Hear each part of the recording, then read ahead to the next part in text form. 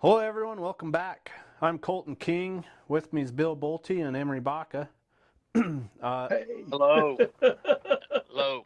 our last episode, you kind of got to know who each of us are and where we come from and how we wound up here at MCR. So this episode, we thought we would talk about what is pipe recovery. What is pipe recovery, what it is to us, and what it means in the industry, and how important it is. And that's kind of why we call this the pipe recovery playbook. Is we've had a lot of experiences, a lot of field knowledge, and we want to put it out there and share it with all you guys to hopefully make some better pipe recovery engineers out there, and get that knowledge out there so we can share it and help everyone out. Hopefully what we go over will help you guys out and make things better. So to kind of get going, what is pipe recovery to you guys? Yeah, well, that's we when we talk about pipe recovery, a lot of time we talk about making cuts and perforating and whatnot, but that's just part of the whole picture. What pipe recovery is we got a guy out on a rig, and he's in dire trouble because his pipe is stuck in the ground.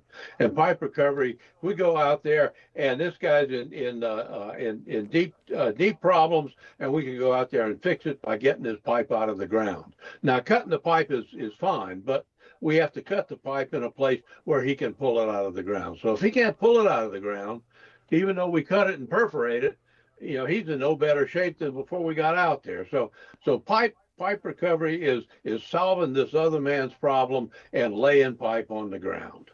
Yeah, it's definitely. Yeah, that's Go ahead, Emery. yeah, that's true. No, that's true. I mean, that's basically in a nutshell what it is. Um, I guess there's other things also. Sometimes we may not be recovering pipe, but he may have TCP guns or tailpipe or something that he wants removed, and so we're actually removing something also. Yeah, no, Well, absolutely. that's true. There's so many different forms of it, and it seems to have become a lost art. And I don't know, what do you think the difference between pipe recovery now, Bill, than clear back when you started in what was it, Oh 1971? golly, it's a technology. I worked on cable tool rigs, up in West Virginia, and then back in the 70s, pretty much all of our rigs had rotaries, and then we moved to top drives. Um, the offshore, that's relatively recent.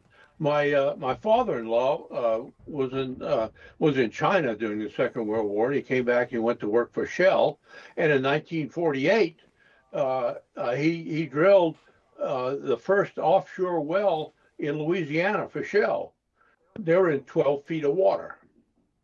Uh, in 1953, some folks built a submersible barge rig. It was called Mr. Charlie, and it they convinced Shell that they could drill in water up to 40 feet deep, except in the hurricane season.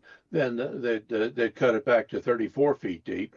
But it was a barge rig with a drill rig set on pylons on top of it, and they'd bring it out to location, sink the barge, and sit on the bottom, and they worked that rig until I think about 1986, from 1956 to about 1986, and literally drilled thousands of wells offshore. And that was a major improvement. And then the same guy, Will Lofton, who drilled that first well at 12 feet, the last the last offshore work he did for Shell was Cognac. That was 1,000 feet. They, the Cognac production platform was the largest structure that had ever been built in the Gulf of Mexico. It's taller than the Empire State Building, and they were drilling wells at 1,000 feet, and that's within the working career of this one man, going from not being able to drill offshore to being able to drill in 12 feet of water, then 40 feet of water, and then 1,000 feet of water. So, you know, the other technology, you know, we started doing things with electronics that we never did before. You know, everything was pretty much mechanical, and then we started getting electronics involved in it, and the you know, logging. The first electric logs were really very, very primitive, and my goodness, now we got you could get the open hole log information behind pipe using a chlorine log or a pulse neutron log, or just all kinds of magical things that can be done. It's just been an incredible increase in the ability because of the technology. I think that's the biggest from my standpoint, the tech and the safety of it. Yeah, definitely the safety. Yeah, I remember, you know, most of our work that I was involved in. I mean, was, you know, that was before top drives and everything. So, you know, you had to be a lot more careful because you were going to twist your cable, you know, when you're putting the torque in the pipe and you know, everything like that. You know, I'd even done some stuff like Bill said, not off cable tool rigs, but I actually did some off of water well rigs, you know, and so there was no way to pick up on the pipe and go in the holes. So you had to, you know, put your stretch in it, set it on the slips, and then rig your shiv up. So yeah, it's changed so much. Even in the 15 years that I've been doing it, the changes in logging tools, stuck pipe logs, free point tools have changed drastically. With the motorized anchoring tools, the feedback that you get on them, the forms of cutting pipe.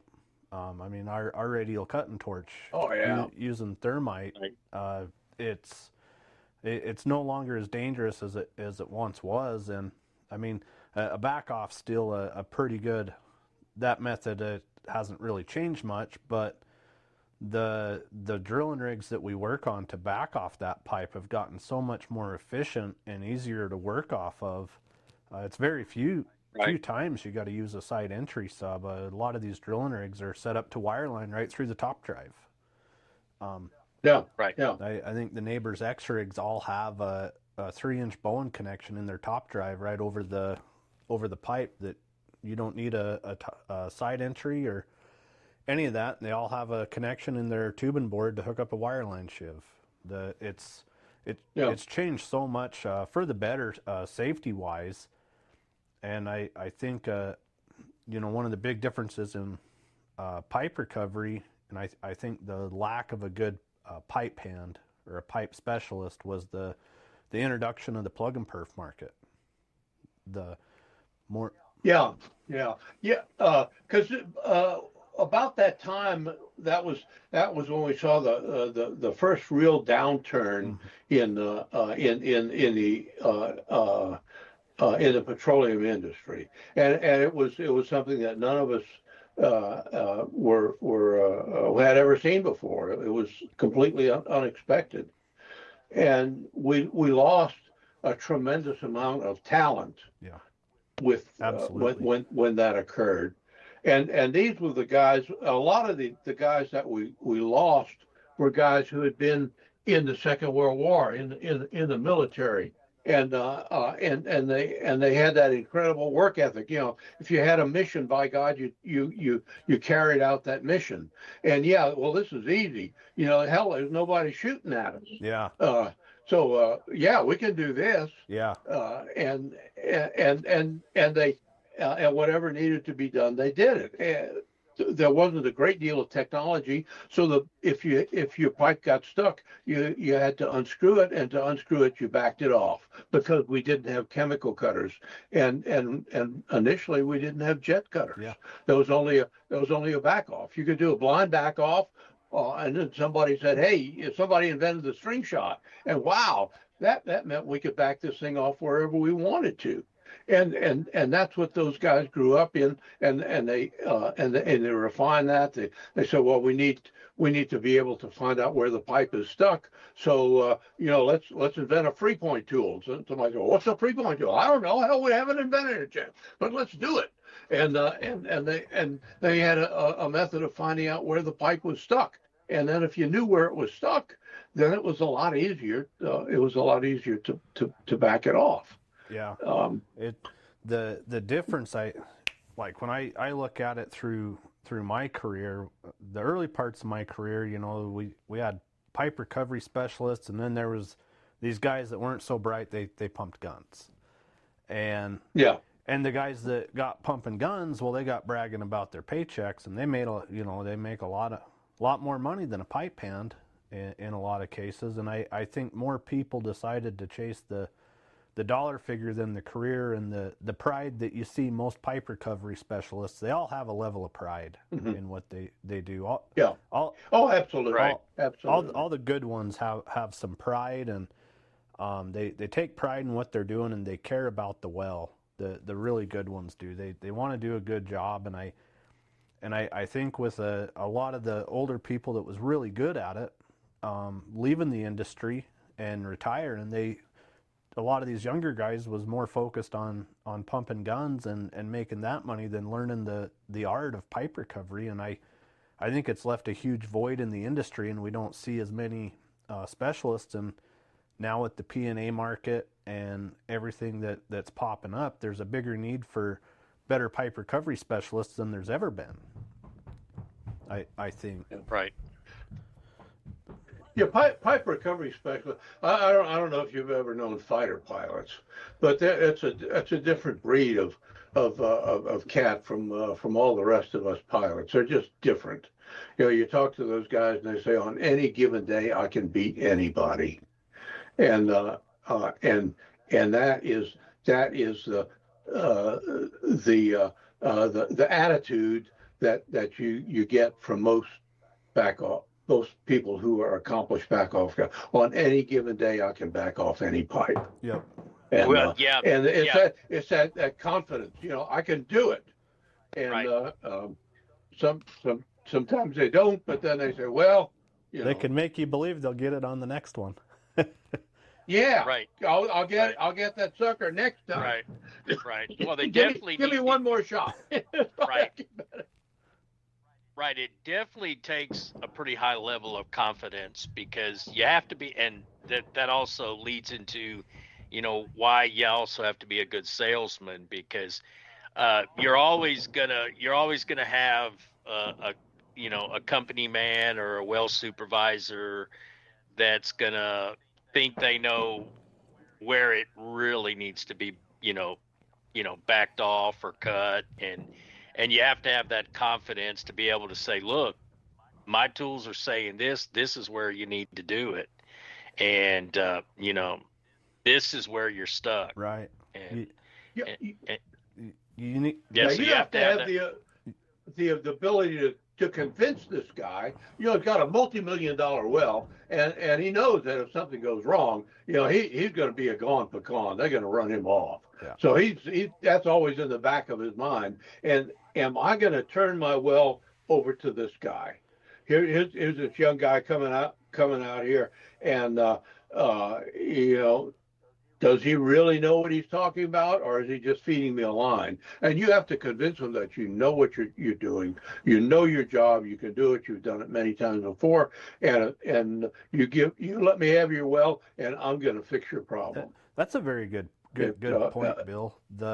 You look at a lot of these younger guys that they strive to be a good pipe recovery specialist. They, coming up in my career, no one remembers a plug and perf hand by first and last name and where he No. worked, but a pipe recovery specialist. You talk about You keep this- those guys, guys from the 80s and 90s here in North Dakota. You still hear their name tossed around. You know, Roy Swallem, Gary Bates, Jerry Wood. A lot of those guys were really good. Sure. And they, you know, you get the right consultant that was around in those days. They still talk about them and talk about the good ones. And these guys come out and they don't act confident, and turning over a multi-million-dollar well to them to make decisions.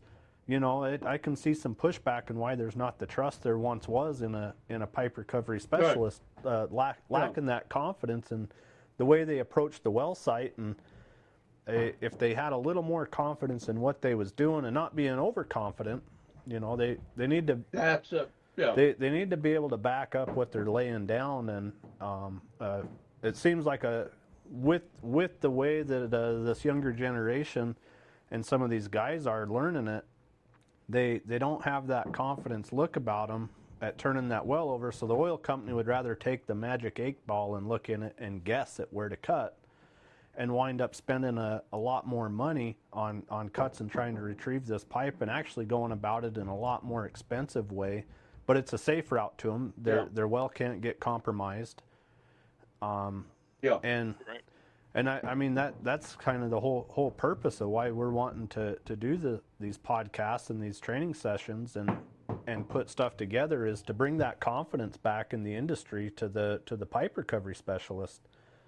Get that confidence back and that swagger of, you know, we can fix these wells and do it efficiently and effectively. And with the technology that we have now, we can do it extremely safely.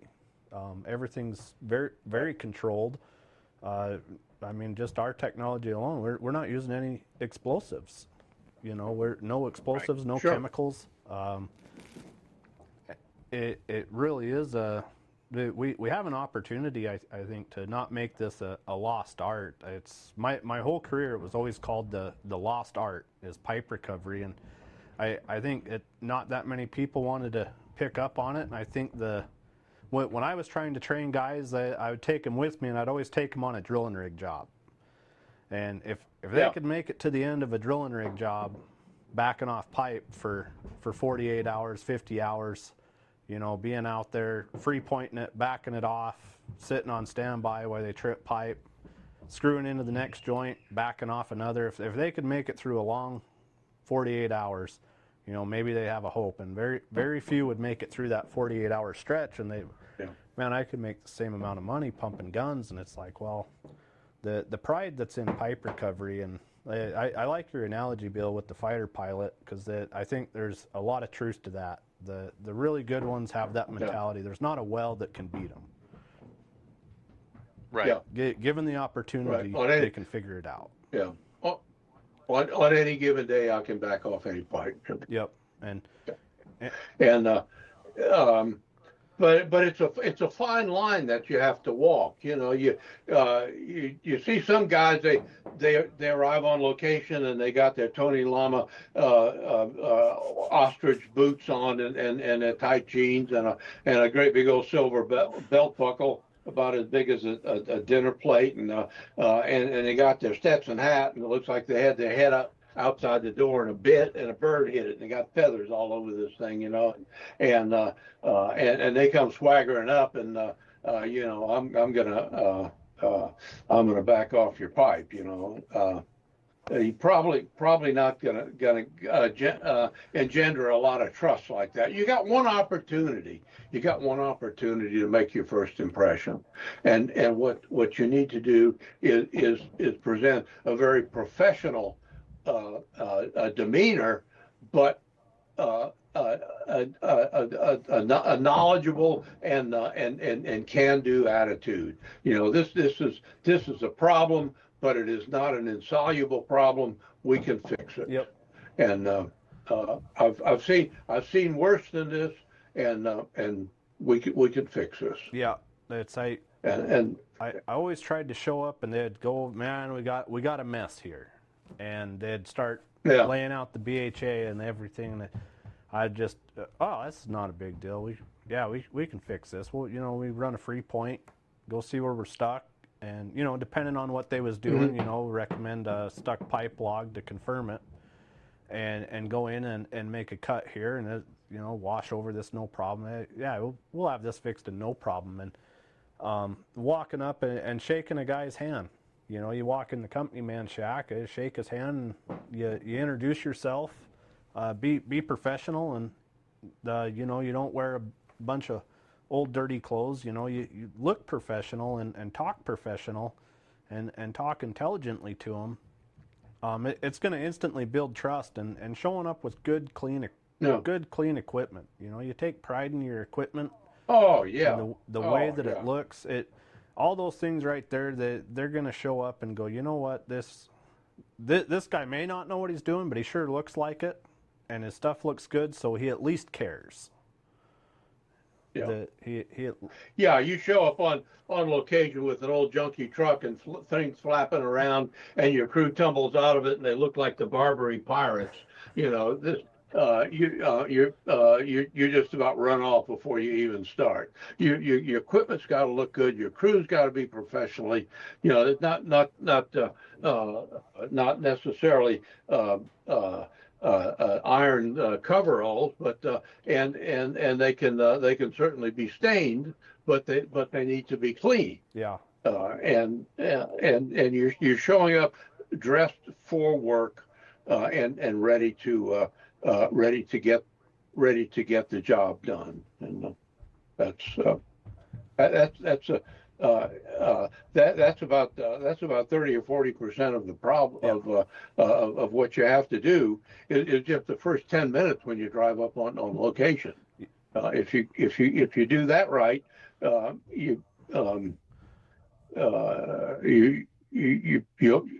you do that right, you almost have to work to get run off. Yeah, absolutely. If you show up and Right. you're professional, and if something goes wrong and you're honest to the company man, when I would make a mistake and have issues, the first thing I did was walk over to the company man shack and say, hey man, I made a mistake here. I should have done this instead of this, but I know how to fix it. And it builds a lot of trust with them when you do make a mistake. Point it out to them and say, I should have done this different. I'm going to make it right with you and do the right thing here. A little honesty and humbleness goes a long ways with these guys out there, I think today.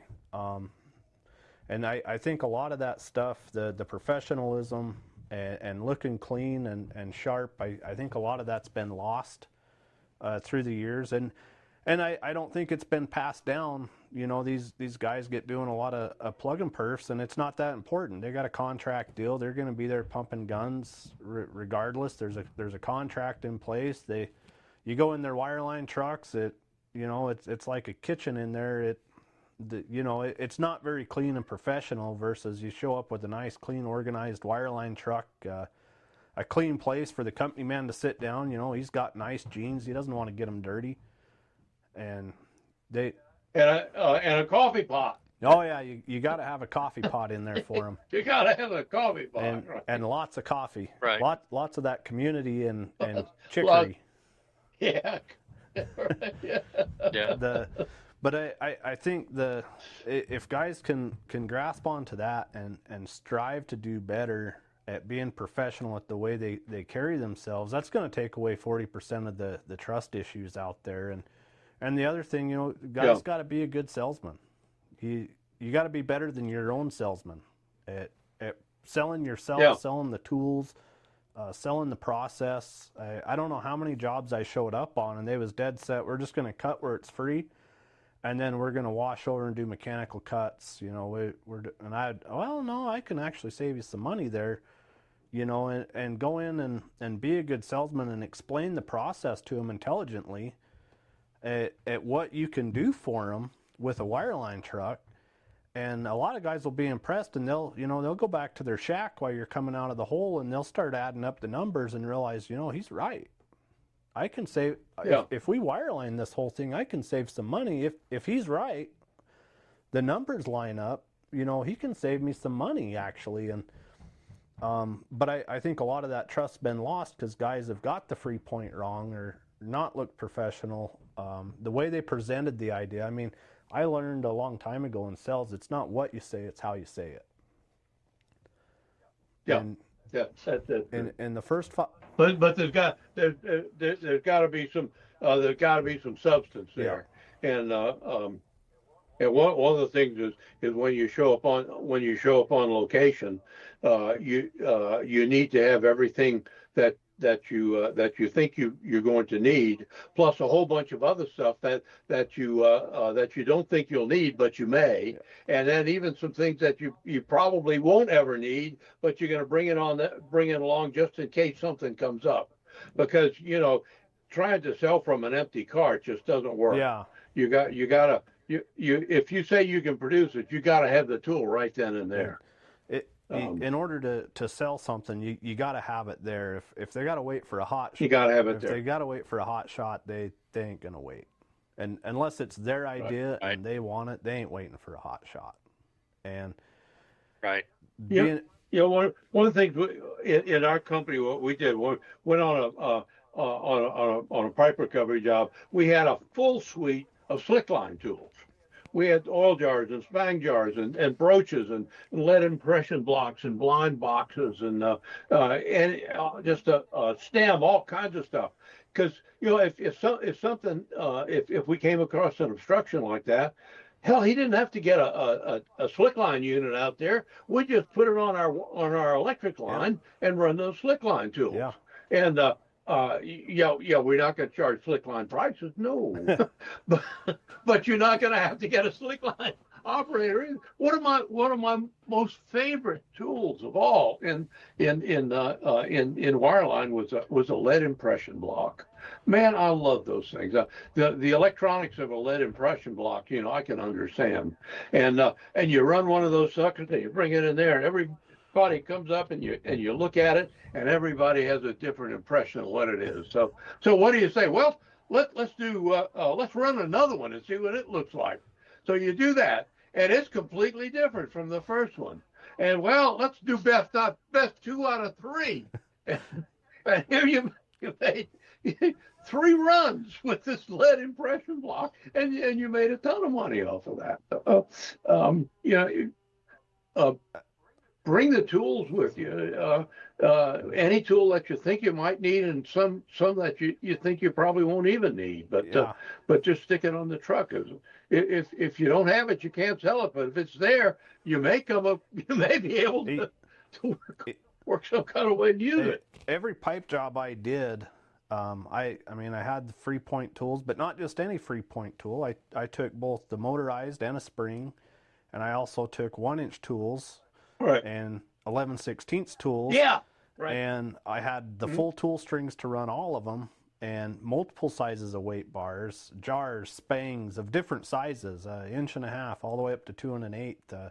Carried a stuck pipe log with me. If I could, at some places I'd carry calipers with me to go run a multi-finger caliper, and I would carry multiple different sizes of perforators, different lengths, different shot sizes. I was a rolling wireline shop. I had a 30-foot enclosed trailer that was armed to the teeth, and every kind of cutter I could get in there. And my favorite was I would go out for clients that I knew was dead set against a radial cutting torch. They didn't want to pay for one. And it was my goal to sell them a radial cutting torch. Sure. I was going to figure out a way to get them to run it, and lo and behold, within 2 or 3 pipe jobs, I'd have them running one. And a lot of the times, I would get them. That's the only cutter they wanted. It worked great. I carried both the EMA and the stable lock with me. I took everything. I had every connection from 2 3/8 PH6 EUE. 2 7/8, all my 4.5 connections, 5-inch. I carried 4.5 IF on a workover rig. I ain't using a 4.5 IF connection on a workover rig, but I had it. And I would carry everything with me, and that was always my big thing, is I always wanted a trailer, and once I got a trailer, I was going to put a wireline shop in that trailer, And so anything I encountered, there was no hot shot. I had it all right No. there with me. We would be doing the free point or something and encounter something that would throw the job for a loop, and you could see the company man scratching his head and starting to sweat. Oh boy, these guys are going to have to call for a hot shot. And I got it in my trailer.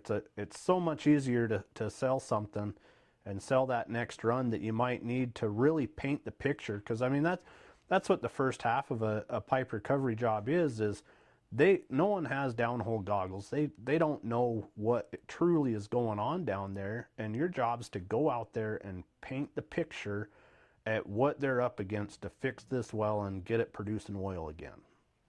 And if right, paint the picture, and in that picture are the tools that you have, and this is what we're going to do to get to this other picture, which is pipe laying on the ground. And that's how we're going to get there. Yeah.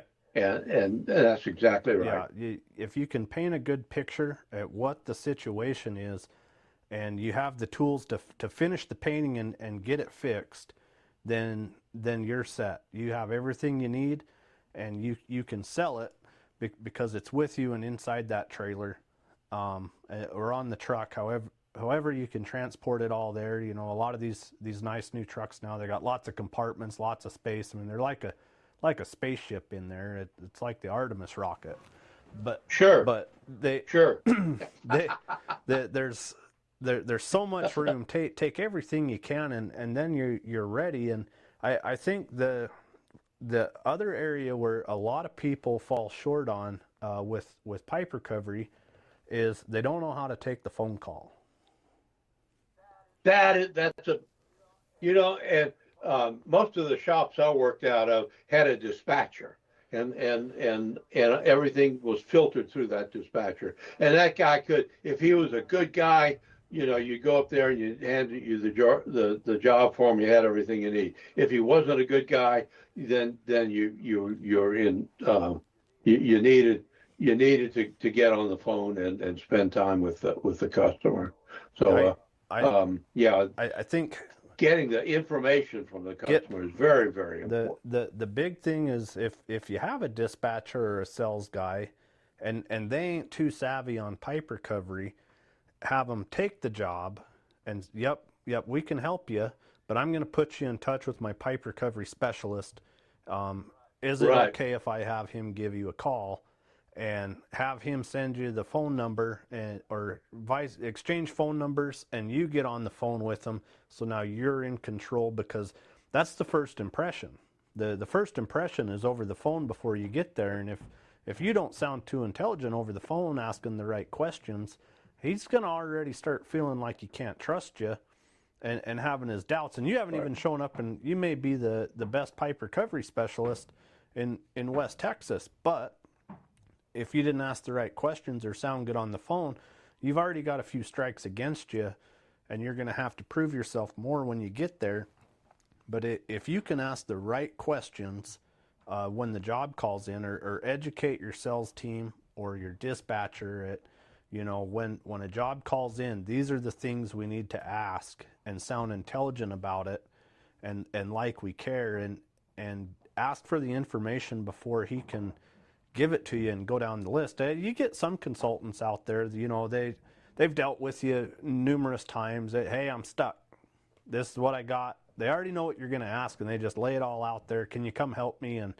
But the ones that you really got to go above and beyond are the clients that you've never worked for before, or maybe only a few times, or maybe the last outing wasn't that good, and you tell them, give me the next one and I'll show you I can do better. That phone call conversation is where you're going to really start to gain their trust. Mm-hmm. It's going to light the pilot light and get them trusting you. Ask them about the rig type. The rig type's super important. Is it a workover rig? Is it a drilling rig? Is it offshore? What do I have to rig up on? And that tells you what kind of pressure control you need, what the operation was. If it's a workover rig and they're doing a clean out and they're all the way out there in the horizontal at 30,000 feet, and you got to pump down, you're probably going to need wireline grease and a grease head, and you got to ask them about the bell length. You know, do you got long enough bells to rig up a grease head? A lot of those questions are really important that set it up, because you don't want to show up out there and find out their injection pressure and pump pressure is 4,200 pounds to get 3-4 barrels a minute and pump your tools down, and all you brought was a pack off. Yeah. We Not good. Not good. We've all been there and had to make that phone call, but that's why we do this, is to hopefully save others from having to make that phone call of, you know, I need wireline grease and a grease head, and, you know, ask about the depths. You know, you got to make sure you got enough line on the truck. Yeah. Well, that's embarrassing. Yeah. Yeah. That's, I think everyone that's been doing it long enough has run out of line at least once. And oh yeah. Yeah. Yeah, I had a mobile hand. I got on a job with another truck. It wasn't my truck, and we ran out of line. And I think that old man had been waiting forever to go make this call. And he went and called the young engineer in the office in Houston and told him he drilled the well too deep, because wireline couldn't make it to bottom. So I ran out one time on braided line. Someone had cut off a bunch and not wrote it in the book, and I had to go fish. I think it was a standing valve or RBP or something. I had to go fish it. And I take the braided truck out there and I look at the line records, and I was like, well, we should have an extra 1,200 feet. I should be okay. I should have at least one wrap left to fish this thing.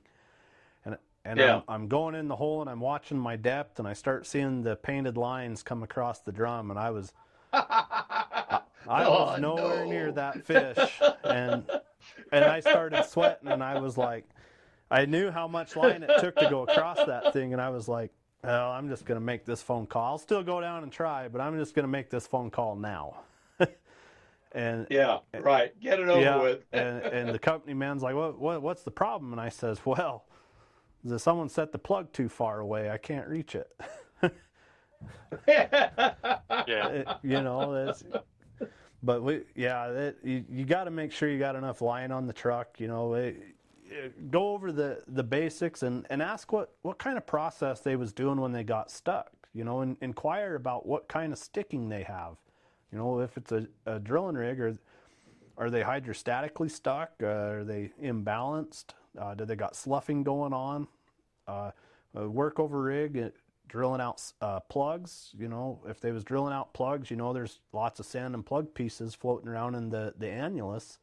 So you're probably going to need to suggest that we probably better run a stuck pipe log after we run a free point to confirm everything's free and really paint that good picture. Depending on where you're at in the world and around the globe, you know, you need to know about the restrictions for transporting explosives and things like that, other things you might need. Discuss over the phone with them when they talk to you about how they got stuck. Talk about the best options.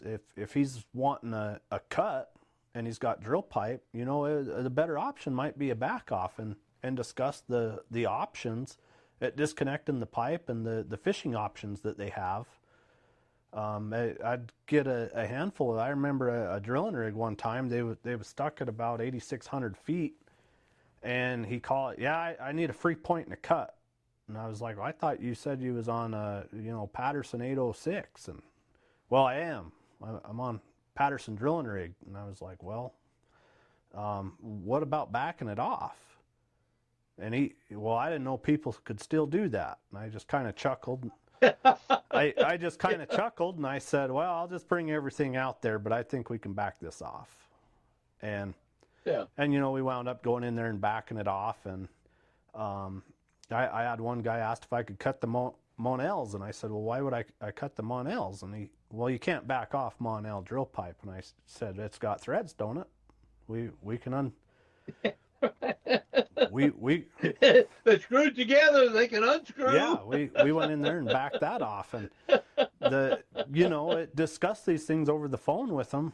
And I mean, yeah, you need to know your wellhead connections or your pipe connections, your bell length on the rig. You don't want to get out there and find out that they got too short of bells and you can't even free point.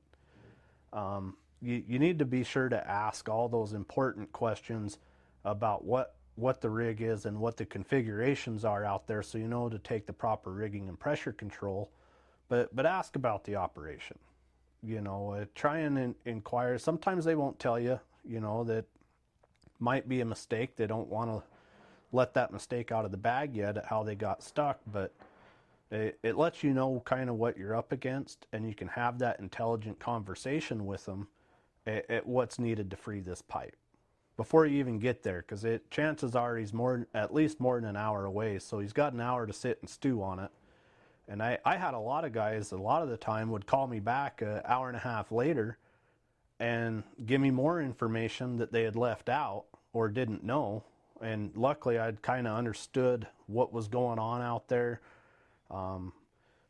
They'd tell me the process and what they was doing, the formation. So okay, well, we're just going to take everything. And I'd tell them, well, we're already on the road, but I got it anyway. Bring the kitchen sink with you. Bring it all. I think a lot of guys try and just take what they need, and then they wind up calling for hot shots. Right. Yeah. There's a fine line between robbing the shop and just taking what you need. You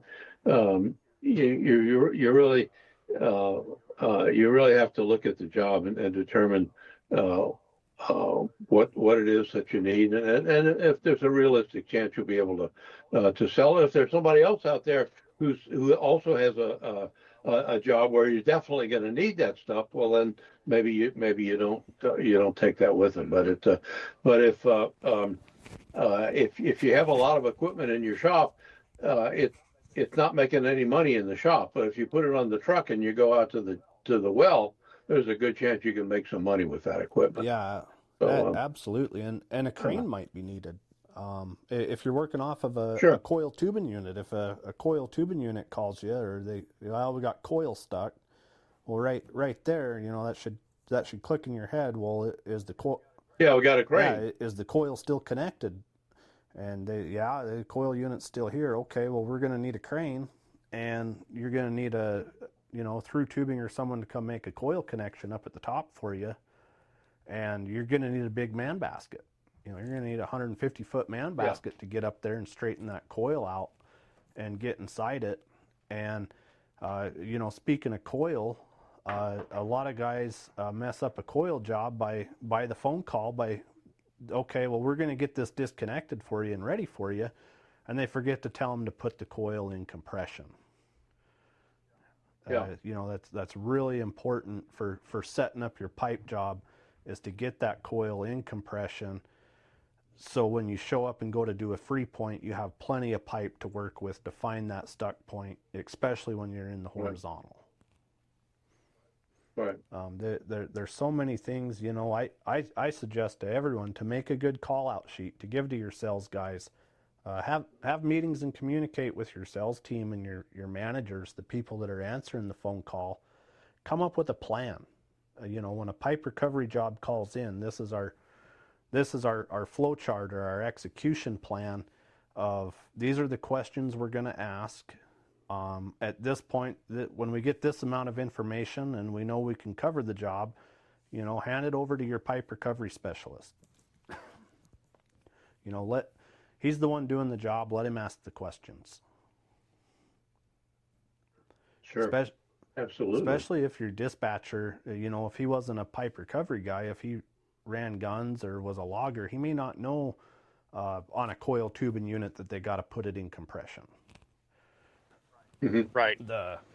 If your guy's answering the phones wasn't a pipe recovery guy, have him come spend some time with you and go over it with him. And I know we've made job planners and stuff at MCR to help people for running the torch that our licensees have access to. And, you know, they're good planners and good tools. There's a lot of good ones out there. Sit down and create one, and it'll help you set your job up for success before you leave the shop. Yep. Yep. But I think that's, if guys can work on showing up and being professional and work on their salesman skills and their social skills a little better, I think guys will start having a lot more success.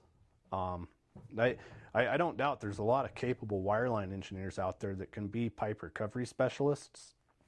There was just no one to teach them these things that are very hard to teach, which is the salesman, the people skills, talking and being intelligent and asking the right questions. It's an acquired skill that pipe guys have that other wireline engineers, a lot of them don't.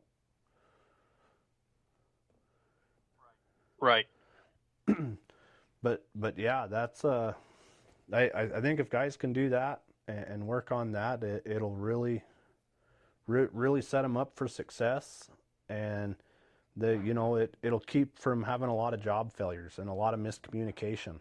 You know, if they type it out to you in a text, all the information for the well, you got concrete. You show up and they tell you they got 2 7/8 in the hole and they had 2 3/8. Well, you got it in a text. But if you take the stuff for both, if you take the kitchen sink, you ain't got to worry about it. You don't have to worry. Right. That's right. You got that Right. stuff. Right. But I mean, what do you guys think that guys could do to maybe gain some confidence in pipe recovery to be better out there? Oh, I think the most important thing is to get out and do it and do your best on every job, realizing that you are going to have some you're going to have some bad jobs and you're going to make some mistakes. But when you do make a mistake, you analyze that mistake. What did I do? What can I do differently next time? And you're constantly working on improving your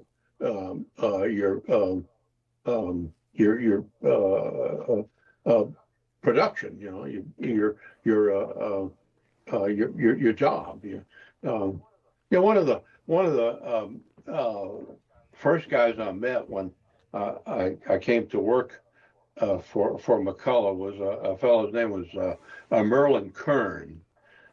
He was a B-17 ball gunner flying out of England, and when the war was over, he came back and he got into the oil field, and Merlin was a perfectionist. He did everything possible to ensure that all of his tools were properly checked out and calibrated. He always had with him everything that he needed, and he did the whole job: logging, perforating, pipe recovery, and he had that same